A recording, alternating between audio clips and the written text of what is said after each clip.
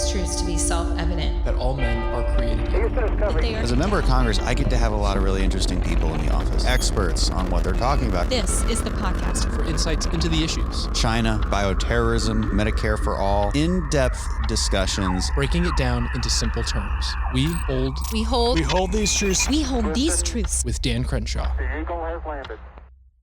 Welcome back to Hold These Truths, the greatest podcast ever. Tell your friends, 5 stars. Joining me today is Travis Fisher. He's the Director of Energy and Environment Policy Studies at the Cato Institute. Travis, thanks for coming in. Thanks for having me. Appreciate it. So you recently detailed the Department of Energy from Cato? Yep. Okay. And worked on the new climate report. It's it got a lot of headlines rather quickly. That thing was turned out.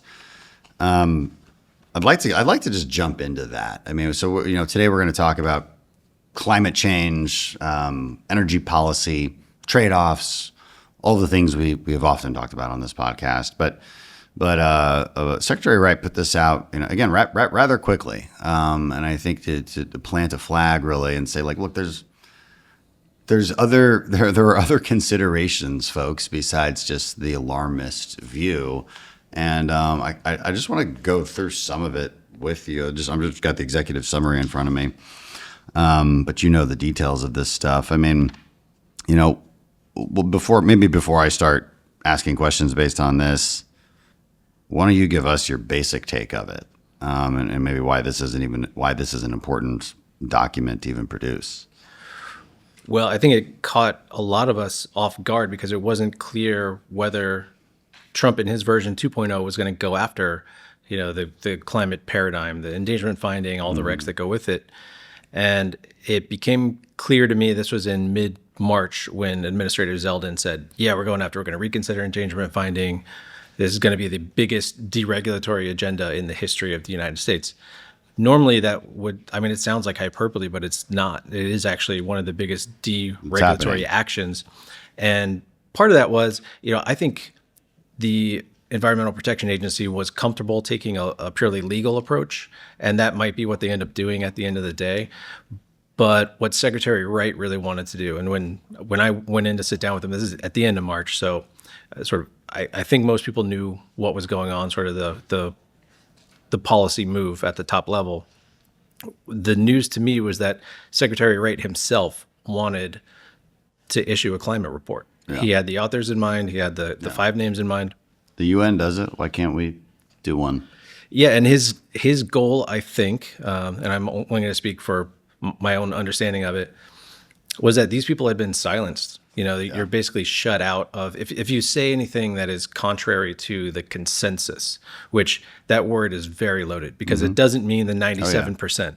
It doesn't mean that we've gone over that myth, right? It's like they had a pool of candidates to ask that were very specific, and it's like, well, 97% of these particular people. It's like, well, some of these are psychologists. Exactly. And these 5 authors, all experts, 1 a PhD economist, 4 were physicists and climate science experts.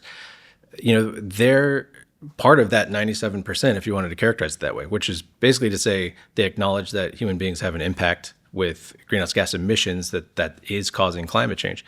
That's just sort of a threshold. That's a basic truth. I don't think too many people argue with. Well, I'll speak for him because he wrote this. He said, the rise of human flourishing over the past 2 centuries is a story worth celebrating, yet we are told relentlessly that the very energy systems that enabled this progress now pose an existential threat. Hydrocarbon-based fuels, the argument goes, must be rapidly abandoned or else we risk planetary ruin. This view demands scrutiny. That's why I commissioned this report, to encourage a more thoughtful and science-based conversation about climate change and energy. With my technical background, I've reviewed reports from the Intergovernmental Panel on Climate Change, the U.S. government's assessments, and academic literature, et cetera, et cetera. So I think that his mission is clear here. Like, let's think about this more thoughtfully. Right, and he's one of the precious few who actually reads the IPCC reports, not the summaries for policymakers. Yeah. And I think there's already a gap there. You go from it's 4,000 pages or so. You go from the hard science, which is full of uncertainty and ranges, and we're not sure about exactly the extent of this impact or that. And then it sort of as you iterate towards a shorter and shorter summary, you get the agenda to begin to surface. All of a sudden, the adjectives start popping. I tell people that all the time. I didn't go through every single one, but I've trusted enough people who do. And the consensus, I guess, is, sorry for using the word, is that like the report's actually not that bad if you just read the science, because the science does a good, the scientific portions of it do a decent job of saying, look, there's an uncertainty level to this, as any good scientist would say. As you start reading headlines about it, you start hearing alarm and red alert and crisis. And I always tell people, you can word search the IPCC, it will not say the word crisis. That's it. They're just lying about what it even says. That report's not even bad science. It's just all the reports about it are. Yeah, the report itself is carefully worded. It talks about things like confidence levels. Do we have a high degree of confidence in this or that? There are very few things that they have a high degree of confidence in. We know the globe is getting warmer, that sea level is rising, and that we have new highs. So that's sort of like the high temperature on the surface level and in the oceans. Yeah. And the other thing that's easy to measure and keep track of is the ocean pH, which is changing. And that's a classic example of the terminology. They talk about ocean acidification. What they're talking about is the ocean becoming less basic. It's nowhere near that transition from basic to acidic. Right. So it's something like it's in the low 8s on the pH scale. That's still basic. So they sort of use, that's an example of the way they use language to make it sound scary. Acidic sounds like, oh my God, our oceans are boiling and fish are dying. Yeah, we don't want to swim in an acidic, boiling ocean, but that's not at all what's happening. Yeah, no, it does have coral reef implications, right? But like as your findings from this report say, that's kind of one of the first paragraphs. Yeah, oceans, it makes them less alkaline, lowers the pH. That's possibly detrimental to coral reefs, although the recent rebound of the Great Barrier Reef suggests otherwise. So, obviously there's other factors here, and we just don't know. That's kind of the takeaway. It's complicated, and if you hear anybody speak in terms of absolutes or really alarming rhetoric, that's rhetoric. That's not the science. And I'll quote him again in this foreword that he wrote for this report. He does say, look, climate change is real, and it deserves attention, but it is not the greatest threat facing humanity. That's the line I've always taken. I'm like, look, I believe in climate change. How can you not? You're seeing some things change. But is it so bad that we need to destroy our current prosperity for some mystical hope and promise of a future prosperity? And that is a big question, and you don't just jump to conclusions on that. I think that's the whole point of this report. Like I always say, guys, there are no policy solutions. There's just trade-offs. Right. All right. And I didn't make that up. That's a Thomas Sowell quote. But in any case, that's how you have to look at most policies. So going back to the executive summary, you go over the coral reef thing. I mean, is there a reason the coral reef rebounded? Do you know? I don't. That's the thing. I don't know that anybody knows for sure. I think it's still probably on a downward trend. One interesting thing that the report notes, though, is the evolutionary timescales. The oceans actually were far more acidic than they are now in past years. We're talking thousands of years. You mean less basic? I think they might have actually crossed the 7.0 threshold. Okay. I'm not sure. 7.0 means acidic. Got it. Yeah, I'm not entirely sure what was the lowest carbon dioxide pH? levels at one point, at points in history, old history, to be fair. 15 to 20 times what they are present day. Yeah. So we just don't know. Right. It requires more study. Okay. Worth noting, of course, there's a greening effect from CO2. Plants need CO2. What is it, like 30% more greening than we've seen in the last 30 years, something like that? That's relevant to the human impact because a lot of people talk about, well, if we have increased droughts or, there's going to be impacts on agriculture. They're like, how are we going to feed ourselves? Yeah. Which crops are especially susceptible to climate change? The addition of CO2 in the atmosphere actually makes those plants more resilient to water issues. That's the kind of thing that if you bring it up, you get kicked out of polite society, but it's true. And also, is a drought related to climate change? How can anyone definitively answer that? That's a really tricky one. So the one sort of nascent area of the science is event attribution. Right. And I'm not going to call it total BS, but it's pretty close. It's something like, well, this event is X% more likely because of climate change. Right. I don't know how you get to those They would numbers. say that about Hurricane Harvey. It was like, well, because it was warmer, that's Hurricane Harvey had a 30% more rainfall. That's why this is so massively important. I'm like, I don't know. Like, let me check like the temperature from those days. Exactly. Like how about that? And if was it 1 degree? You're telling me 1 degree because it was slightly hotter, but a week before it was 2 degrees. I mean, come on. And are we only focused on the negative? Like we would talk about climate change and hurricanes if we had lots of hurricanes. This has been a very slow season on the hurricane front. Yeah. So For many years, honestly. that's 'cause not really. I live in Houston. Like we have hurricane. It's been a few years. Yeah, that's not really coming up. The one trend that I think people are either stumped by or just don't want to talk about, tornadoes are way down. I'm not sure what that's about, but it's never, it must be, since tornadoes are down and CO2 is up, it must be CO2 is tamping down tornadoes in some sense. I don't think anybody's Tornadoes is a whole other interesting conversation. Like how the hell does a tornado? We don't really but understand tornadoes. If your worldview requires you to put on blinders and only see the negative, then that's not science at that point. Yeah. They have a tornado simulator at Texas Tech I visited, and I asked them, like, okay, can you turn it on, and can I see if I can walk through it? And they're like, no. So that pissed me off. I want to see if I can get through it. Turn it all the way up. Just give me like a level 3, whatever they call it, category 3. I want to be like the guys in Twister. They literally are. They have the trucks and everything, the storm chasers. It's wild. So we also get into, look, we admit, like, there's a warming effect from a greenhouse gas. This is admitted. There's evidence, but the evidence also suggests that the scenarios that are widely used about the impacts of that are widely exaggerated, right? And that's really where the rubber meets the road. There's if I could read this real quick, the several dozen climate models, they offer a little guidance on how much the climate responds to elevated CO2. The average surface warming under a doubling of the CO2 concentration, for instance, ranges from 1.8 degrees Celsius to 5.7 degrees Celsius. That's a massive amount of uncertainty. Yeah, and that uncertainty band is actually not getting any tighter. So you would expect, as science develops, we get better about sort of how these models work. You would expect that band to tighten and say, well, now we're getting better at knowing, is it on the low end of that or the high end of that? It's looking like it's tracking towards the lower end, but that's, again, the range is like a 3x range. We don't really have a way of tightening that. So that's an uncertainty that, again, if you bring up uncertainties, you're a bad guy. And does the report go into just looking into the past? We have data on the past, and so there must be some indications on how additional CO2 in the atmosphere changes the actual average temperature, or is that data also still a little flimsy simply because we didn't really have good data until maybe the last 50 years? Yeah, I think it's more the latter. You can piece together, they call it Paleoclimatology. You can piece together based on artifacts, tree rings, ice cores. I think they looked into enamel and dinosaur teeth. You can try a bunch of different angles to estimate what the CO2 levels were in the past, what the temperatures were in the past.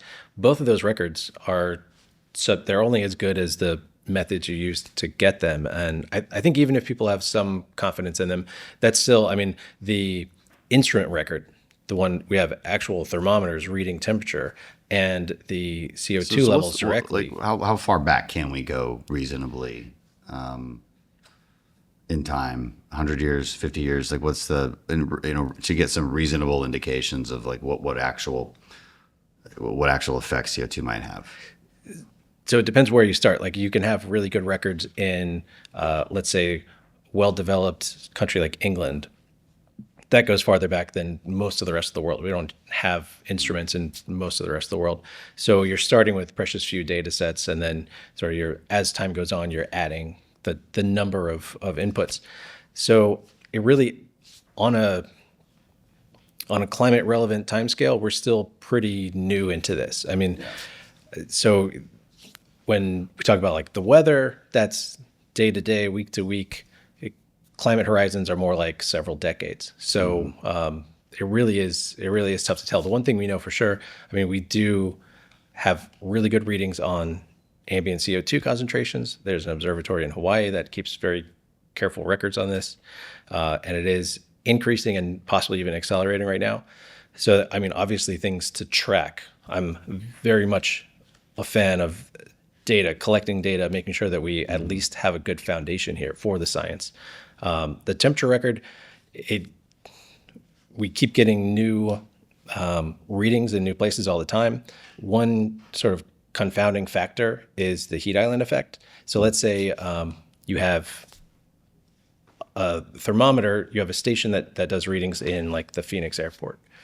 That might be telling you more about the amount of asphalt around the thermometer than about global temperatures. So that's not impossible to fix. You just have to take that noise out of the data. But all of these corrections sort of introduce new layers of uncertainty in themselves. Yeah.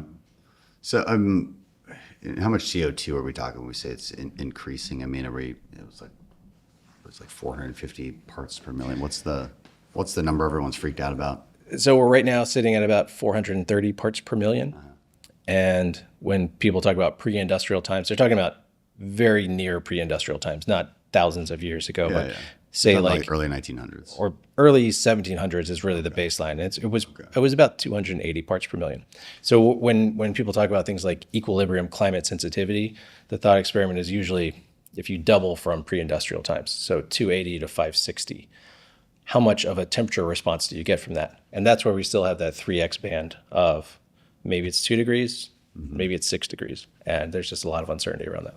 And let's say it's at the whatever it is. Let's say it's 2 degrees. It's a 2 degree average global temperature. I guess one of the problems people point out is that that's actually really concentrated, and especially in your mid latitude areas or your more tropical zones. Is that accurate? In terms of where the warming happens? Yeah. I think one interesting thing about average temperatures is if we observe that temperatures remain higher at night than they would otherwise, we're not necessarily talking about catastrophically warm highs in the middle of the day in the hottest parts of the planet. We probably see that too, but a lot of the influence on the average is that the lower temperatures are slightly higher. Yeah. But it does affect some areas more than others. Yeah, and it's not even. If you look at sort of the temperature anomaly right now, a lot of the U.S., especially the eastern part of the U.S., I guess I'm in a bubble. It's pretty close to flat. If you look at parts of Europe, it's significantly higher. So they're already in that sort of plus 2 or 3 degrees Celsius in certain parts of the world. That, of course, changes over time, but it's fascinating that it's not uniform. Yeah. And do you guys look into the possibility that it's just some recent temperature increases are simply just a regular spike in nature, as happens? This is a thing that there's a warming period that we go back to like Roman times and see that. Because look, there's like the people who are just non-believers, right? Yeah. I don't want to say I hate the word denier, but it's like they just don't believe in any of this crap. And I think this report is more of a middle ground here.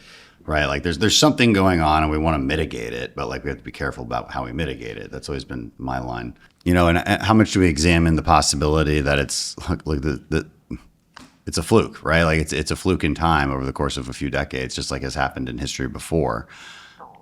Like any way to know that? I guess there's not. I don't know. Yeah, I mean, so the DOE report does talk about natural variability as opposed to human caused, and there is enough of that it's another complicating factor. This is yet another reason why we can't be as sure as we would love to be about this.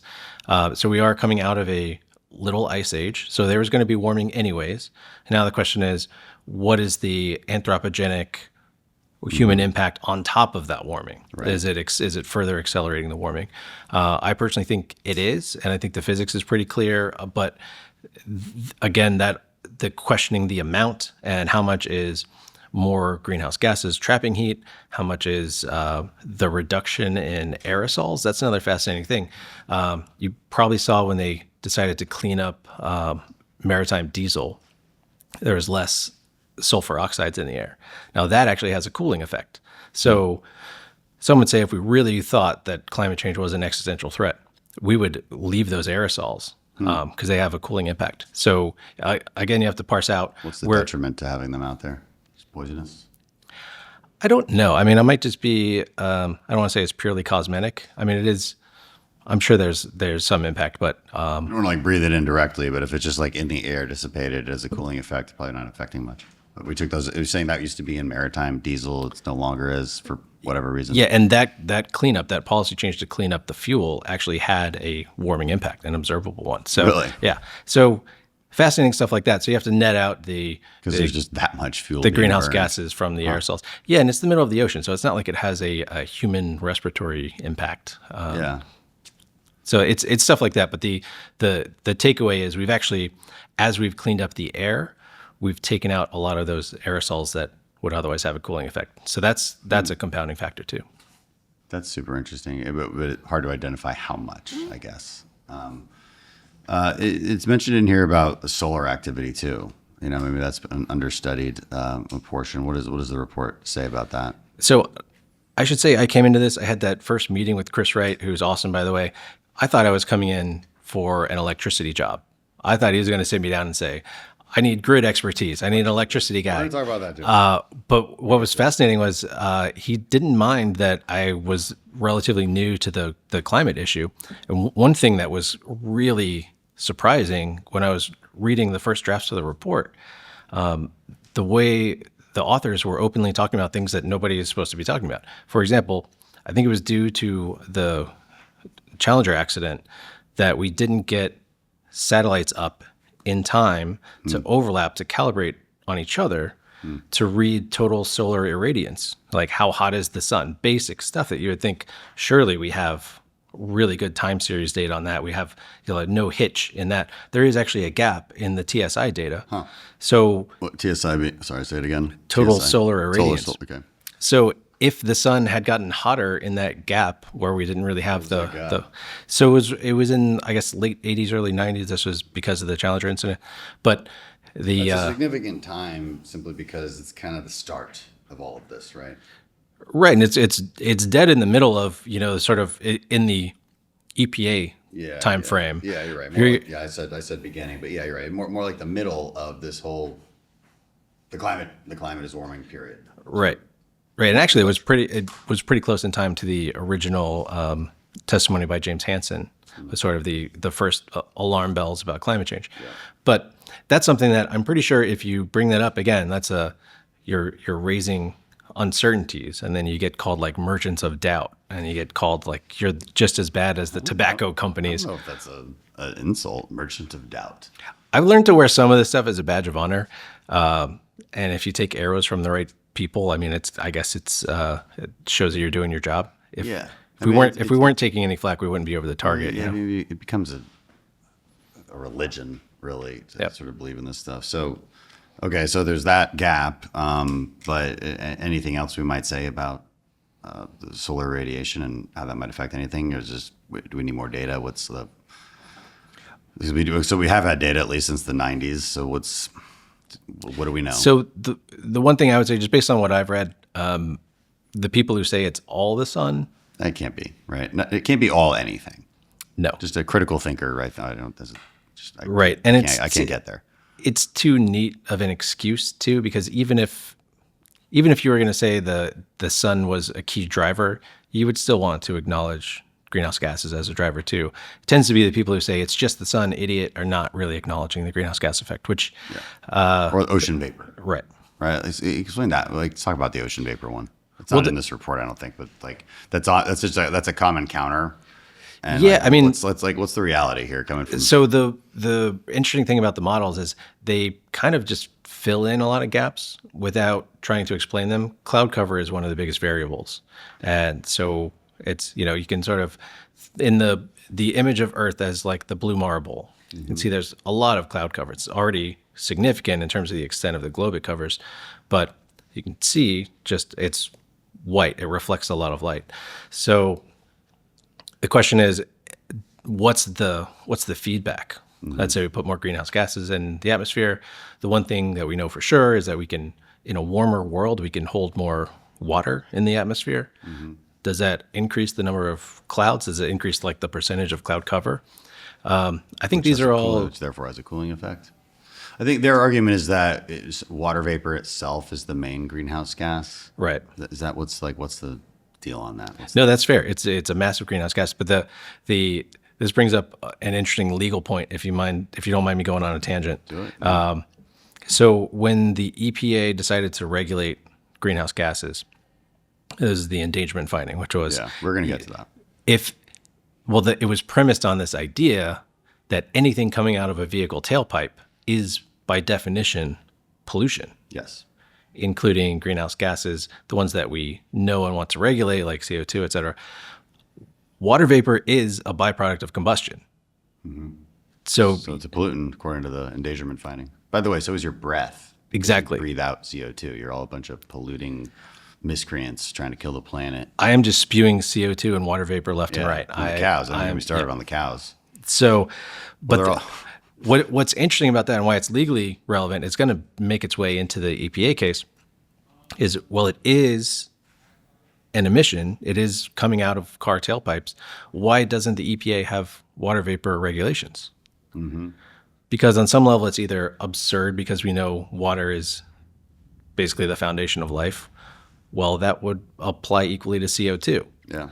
Or is it absurd because we know that any regulation would be devastating? How do you regulate water? Yeah. Water vapor. You cover the ocean with a big wool cover and stop it from evaporating. Or is there a good way?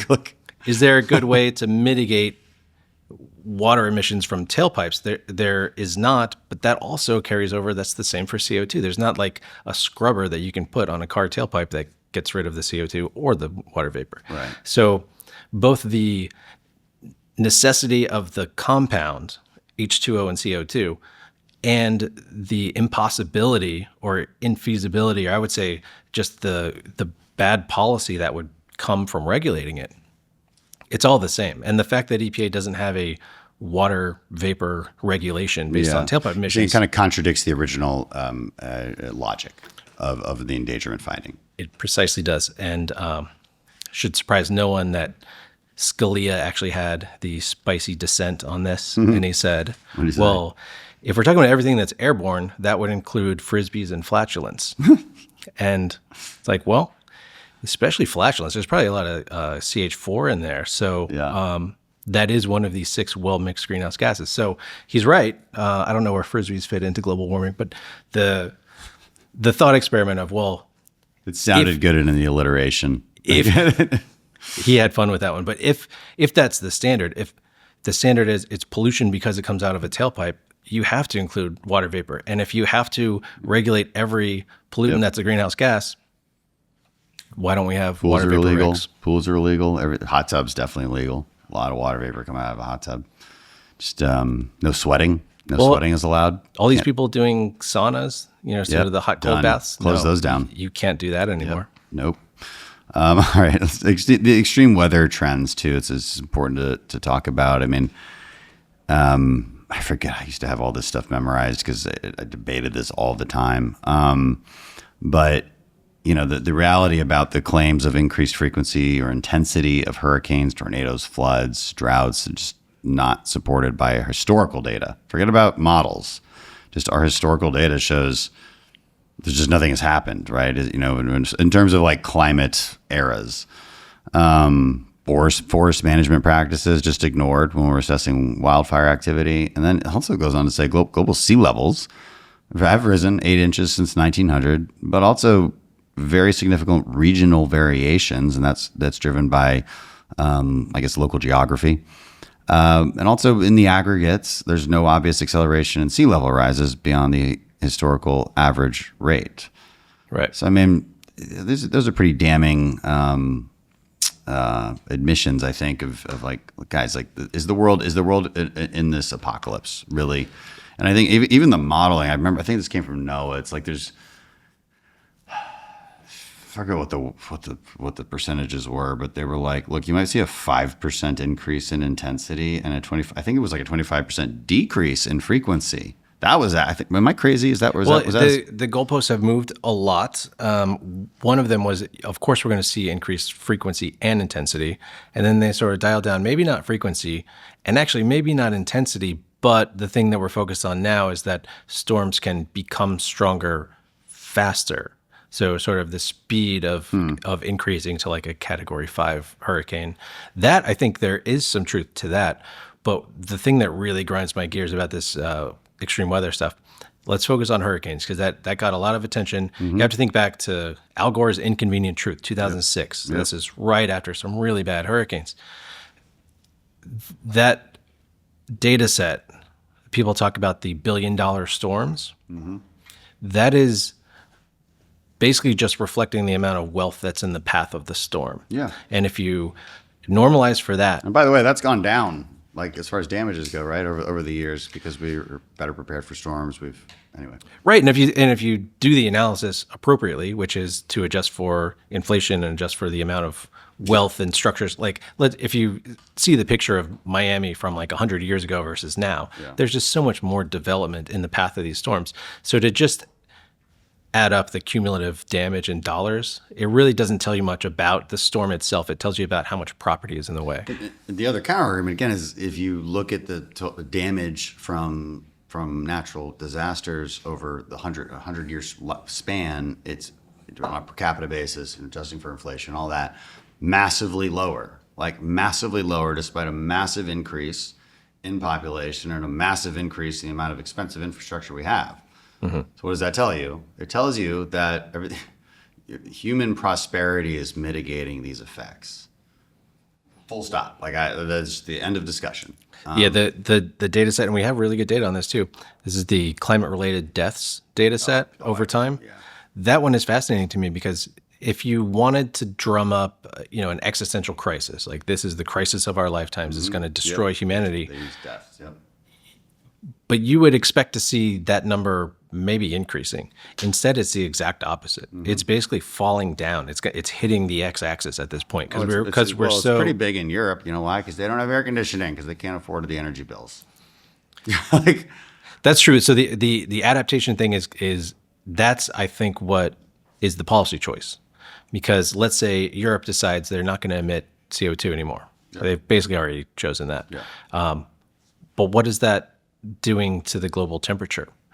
They're basically just shooting themselves in the foot by taking away their ability to adapt. So that is actually the same policy choice that the U.S. faces. So we can talk all day about the global impacts. If the U.S. just ceased to exist, we would just all hold our breath and not burn any more hydrocarbons.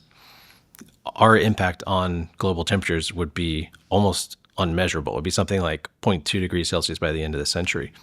I had Oren Cass on here a long time ago, and he had really interesting things he does that I disagree with, and I'm sure you do too. So he's kind of an industrialist, but he did a really interesting report on the statistical, how they use statistical value of human life and how that gets incorporated into the cost of climate change. And he really laid it out amazing, and I'm going to kind of butcher it, but it was basically this. He's like, okay, so here's the assumptions they're using. Like, so there's massive cost to climate change by 2100 or by 2100, 2100.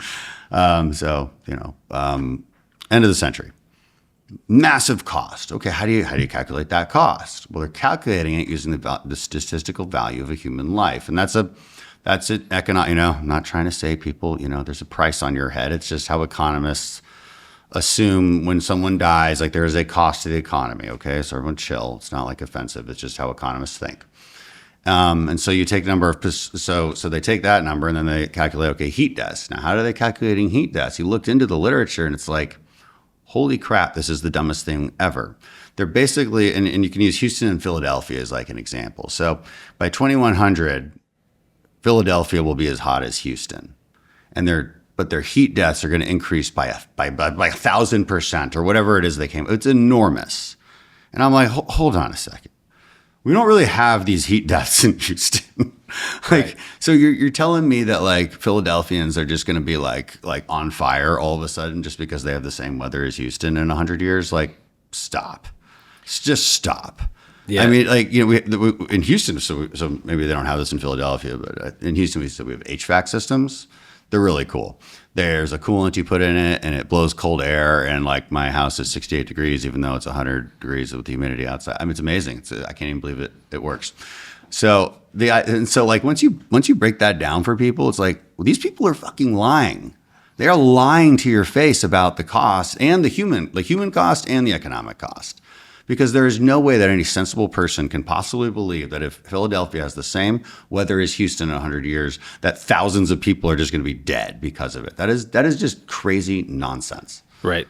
So I get really like riled up about that. You'll have to pardon the pun, but when it comes to air conditioning, I'm a huge fan. So I think I just got that. no, but the problem with these Get out of here. I don't. There's no dad jokes on my podcast. Sorry, I got kids now. I can't help it. The problem with those projections is they're basically straight line projections saying, well, nobody's going to take any, adaptation measures. Yeah, What's exactly. even worse about that is everyone's just going to suffer and die. let's take the extreme example, because I thought where you were going to go with that was the social cost of carbon, which is another thing. This is like basically invented. Similar crazy, yeah. So a lot of those models, because what you do is you take of course, you have to guess what the emissions are going to be between now and then. And some of these go out to the year 2300. Guess what the emissions are going to be. You have to model sort of the temperature impact of that, and then everything that follows on. So sea level rise, these heat strokes, et cetera. The interesting thing for me about that is we are presuming to know what the world of 2300 looks like. And to know how absurd that is, one thing that shines a really bright light on this, it would be like, because we're, 275 years, that's 275 years from now. If you go back that far, you'd basically be asking the people of 1750 to guess how to model the economy of the year 2025. And not only would they not have any idea like what our energy system even looks like. They don't know what energy is. Or all of the technologies that have come and gone. Like even if we go from the year 1900 to 2000. I wish they had sci-fi back then so that like we could have some idea of what they would have thought. Would have been interesting. Well, it's like the worst problem in 1900 was trying to figure out what to do with all the waste with the horses in the cities. Like it's impossible. That was consuming everybody's time. How do we deal with the horse manure problem? So I think we're going to have a new set of problems that completely overwhelms. I think we're going to have a new set of innovations that make this conversation completely obsolete. I mean, I had a briefing yesterday from a company that's trying to do, what would we call it? They would call it synthetic geothermal. Mm-hmm. Super interesting. Like battery power basically batteries for 1,000 hours. Mm-hmm. Just by pumping in hot water or heating up water that's already in the shale gas. So you're already using your oil and gas infrastructure. Mm-hmm. And they just can't get it done in California. I don't know. I'm like, why did you choose California? We have this other state. It's called Texas. And they're just kind of committed. Anyway, I don't know. But there's new innovations coming out like that. Right. If we can ever get our asses get off our asses and get nuclear going and scaled. Right. I'm like, I always joke, what if there was this rock and there's a lot of them and we just like put a bunch of pressure and kind of explosiveness around it, and then it just like created carbon-free energy for like 25 years. What if that happened? Oh yeah, that's nuclear and it's been around forever. It's I think innovation probably gets us out of this, and I'm super skeptical of that innovation being in solar and wind. Curious, what does the report say about that? So, if anything, it doesn't really get into energy resources all that much. Okay. More on the science of climate change. Yeah, but just speaking personally, I mean, well, there's a really important inconsistency in the climate alarmism that I'd love to point out, which is basically that on the one hand, you have people saying, it does get into this representative concentration pathways, sort of the expectation of future emissions. One thing that the climate alarmists love to do is say, well, every hydrocarbon on planet Earth is going to be found and burned, and the emissions are going to be astronomical. That has already basically been disproven.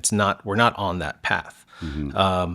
So, I mean, the idea that we're going to emit, that we're going to even use all the coal that we have on planet Earth, that is interesting to me, because if you're in that climate alarmist camp, you're basically assuming that coal is going to keep winning for the next century. And a lot of their assumptions do assume that once you dig into like their modeling, it's like the modeling actually suggests that we're going to increase coal usage when that's just not the trend. But you hear at the same time these same people saying, "Oh, we've got the cheapest stuff. everybody is going to go solar. And so which is it? Is it your technologies are going to win on a free market? And in that case, I say, absolutely. Let's have a free market. Let's have a free market. That's the No only more way to find subsidies. out. But it's odd to me that they're alarmist and wanting very restrictive policy on the one hand. On the other hand, saying, "Oh, our stuff is going to win in a free market, anyways." You can't have That both. is contradictory. You can't have yeah. both. You can't make your model say that there's never going to be. Yeah, basically eliminates all of the clean stuff in their modeling. Yep. They don't like to tell you that. Assuming they assume coal. I mean, maybe in China that's true, but that's just not true globally. It's one of my biggest arguments for natural gas exports. It's like because what is gas displacing in developing countries?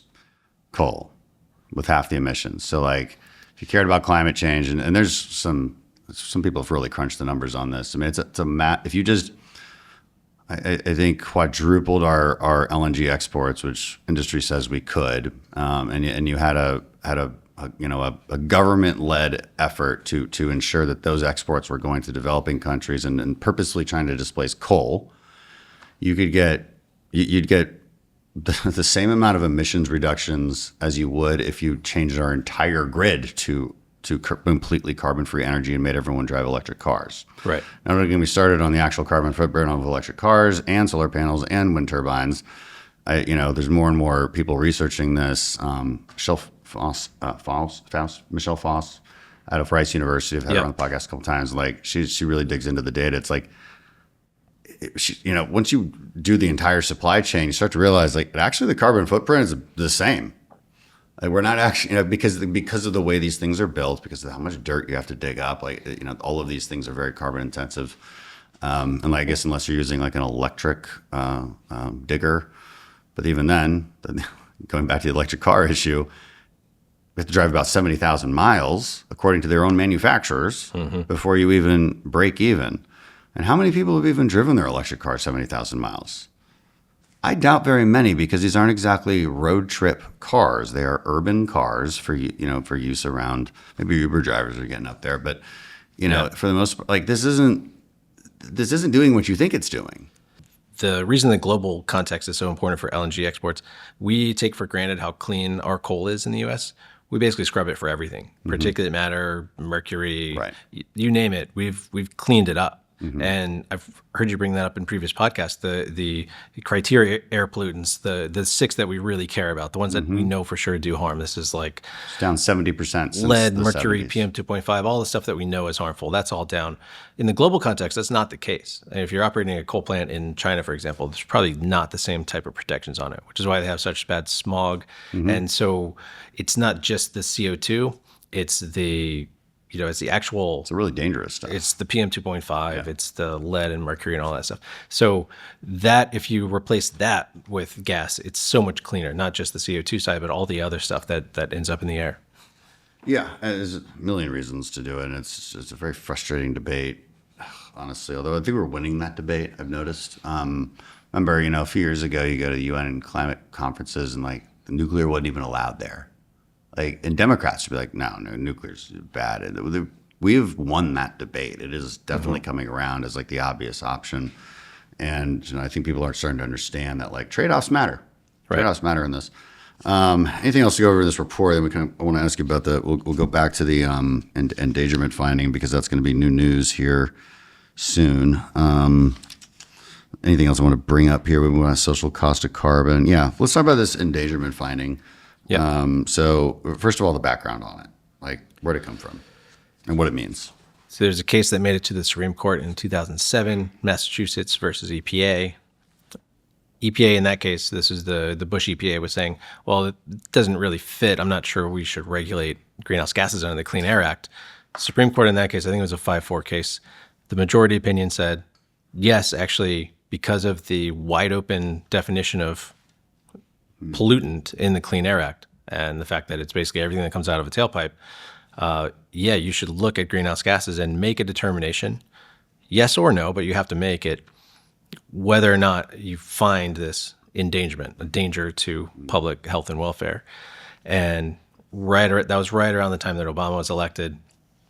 Pretty much right away, his EPA came in and said, yes, affirmatively. So climate hysteria was at its peak. I mean, again, like that's when Al Gore was coming out, and there was there was a lot of climate hysteria. Yeah, and this was the same time that Congress was debating things like cap and trade.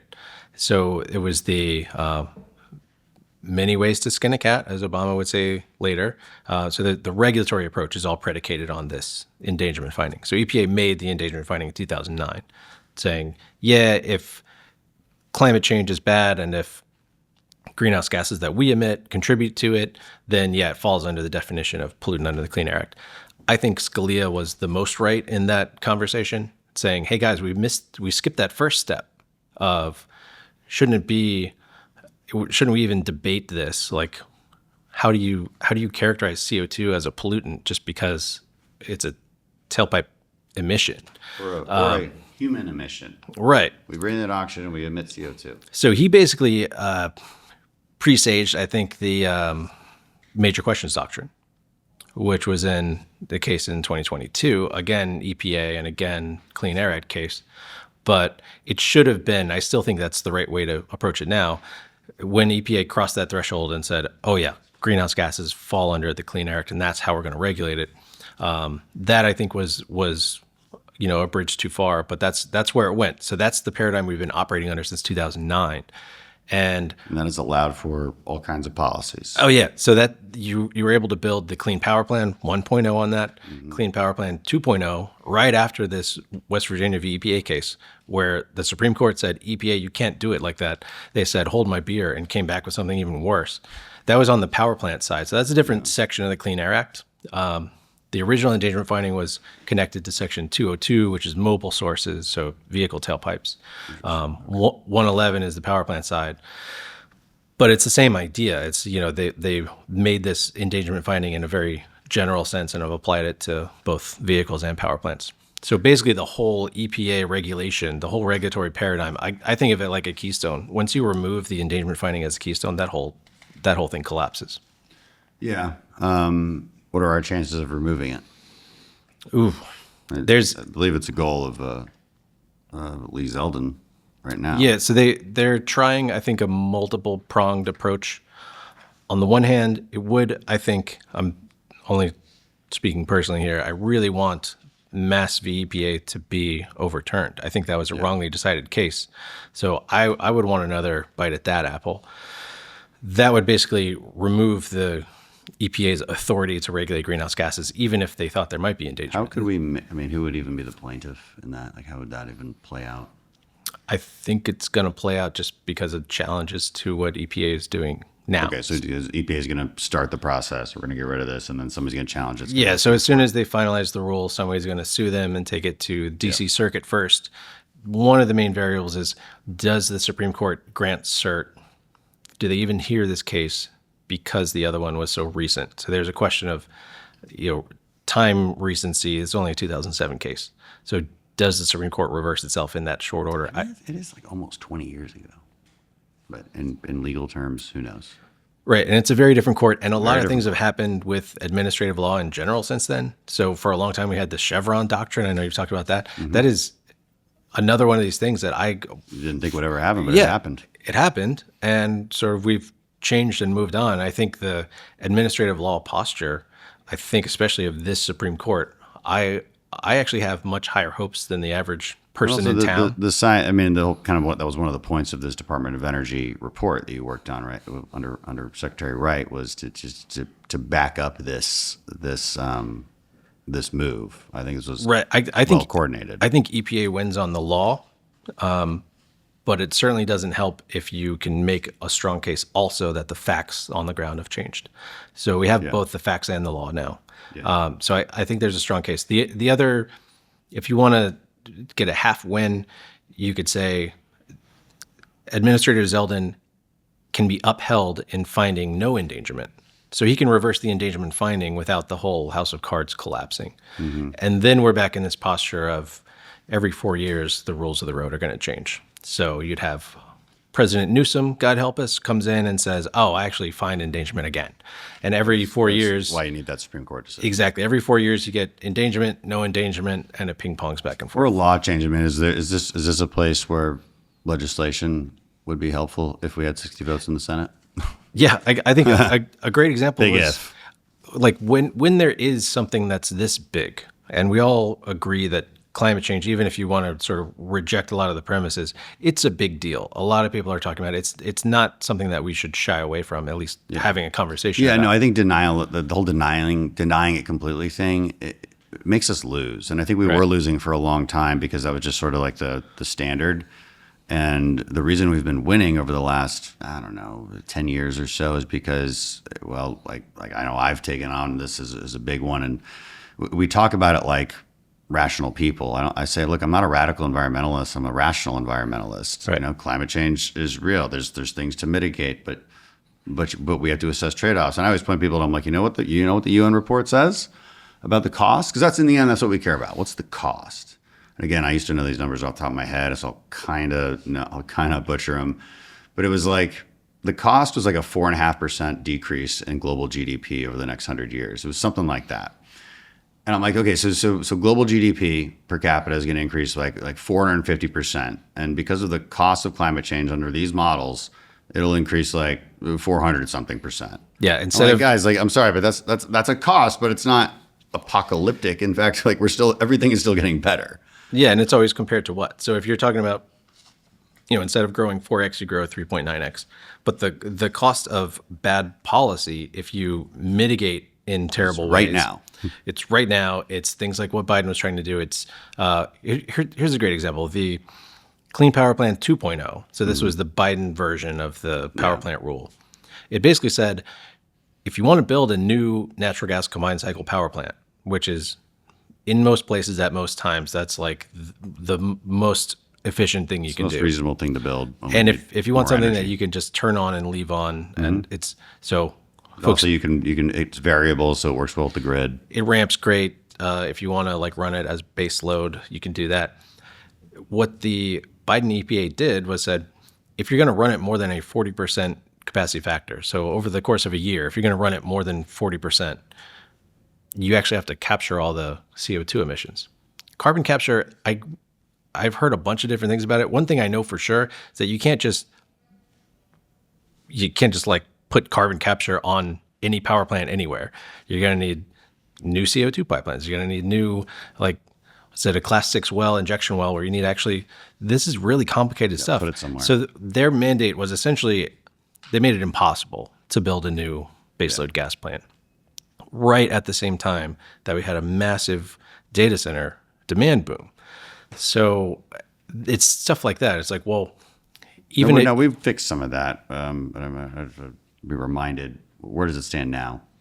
So that's part of what the EPA is doing in terms of overturning the Biden era policies. So they've already proposed to not regulate power plants in the same way. So that's it's sort of in flight. They're fixing it as we stand right now. So those are both proposed rules, both on the power plant side and the vehicle side. Also, one of the benefits of relabeling or recategorizing CO2, instead of a pollutant, you should look at it as a commodity. You make a lot of things with CO2, whether it's cement or EOR. There's a lot of uses for it. You make it a commodity, you make a market for it. You have an incentive structure then to profit off of it and also capture it. So like, it can be win-win. But that's always, you're right about trade-offs. The question about, well, if climate change itself might keep us from growing, but it's a tiny percentage, but the laws that we pass or the regulations that we enact, those would actually hamstring us much more.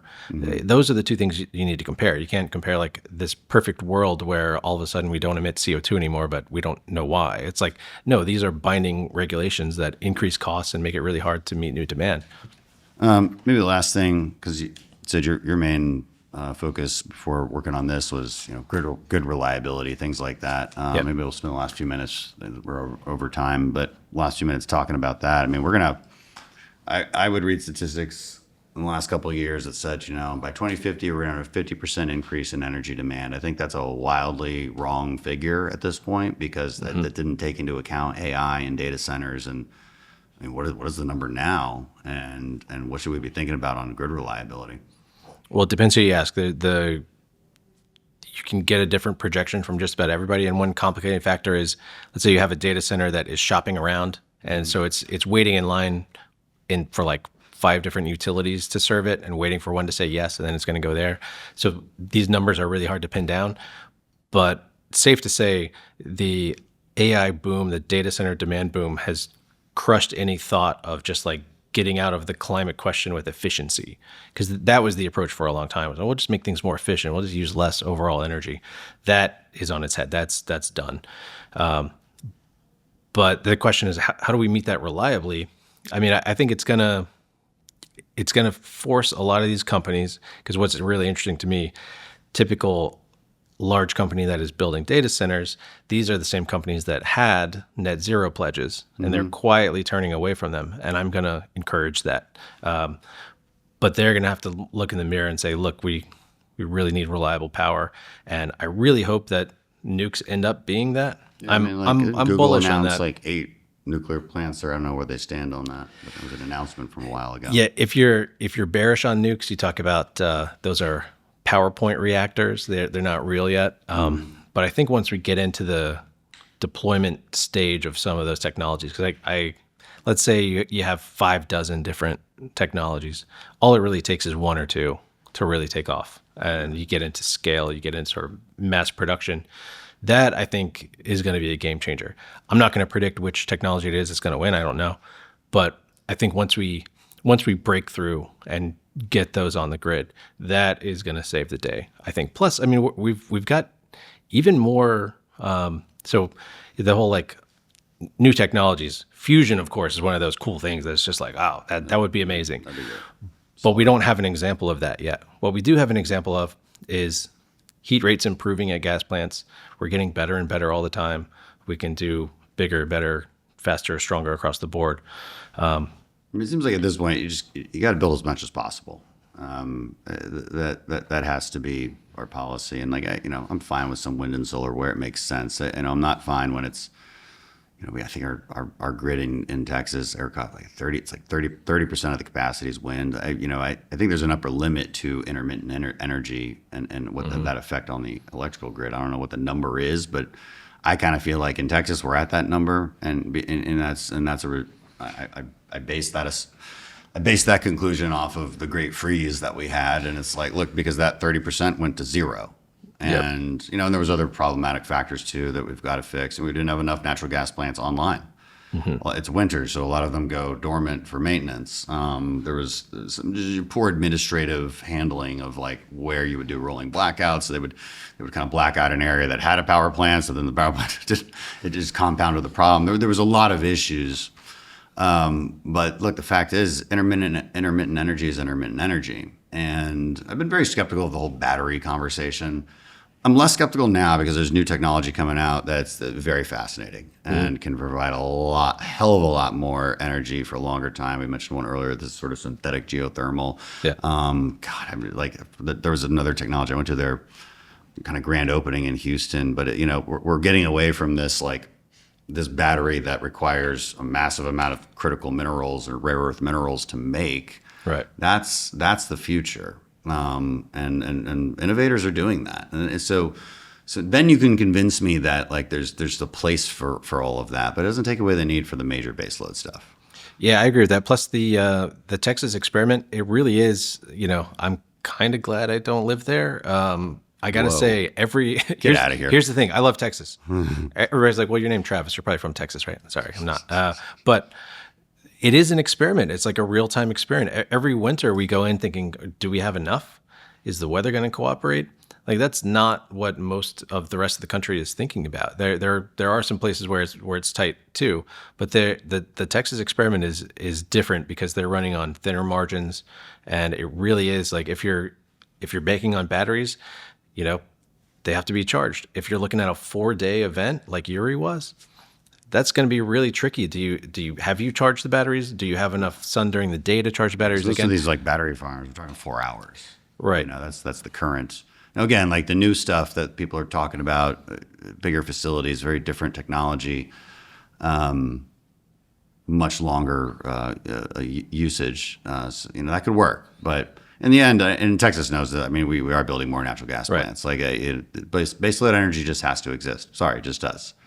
And I'm not willing to sacrifice human prosperity or my air conditioning, basically, because you know what that does? That causes heat deaths. Right.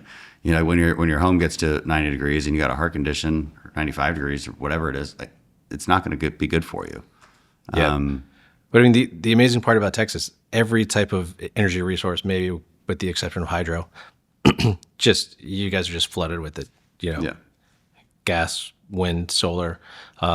So that I think is a unique place to try to sort of maximize intermittent electricity and just see what happens. But we should be very candid that is a real time experiment that we're running, and every winter is going to be be tricky. Yeah, I mean, we rarely have like a Uri, where it's days and days. We always have some kind of freeze, but we haven't had a problem since then.